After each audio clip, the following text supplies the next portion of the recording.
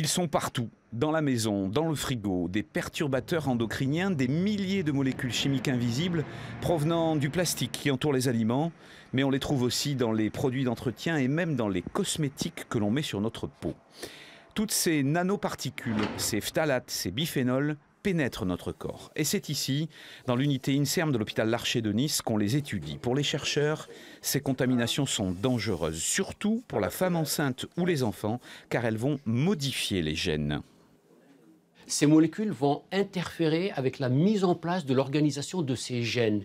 Et c'est à ce moment-là que cette désorganisation va faire que, ultérieurement, il va programmer des maladies à l'âge adulte. Et on retrouve absolument toutes les maladies, que ce soit du cardiovasculaire, du métabolique, du cancer.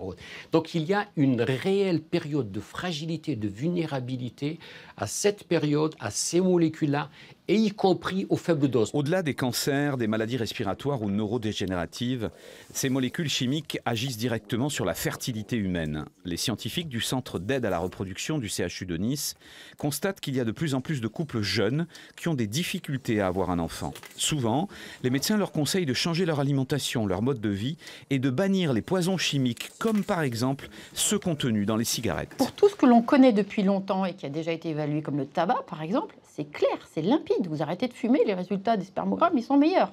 Il n'y a pas à tortiller. Ça se mesure. Utiliser des récipients en verre pour les aliments, du simple vinaigre pour le ménage et des cosmétiques avec le moins de composants possible, voilà quelques-unes des recommandations des scientifiques.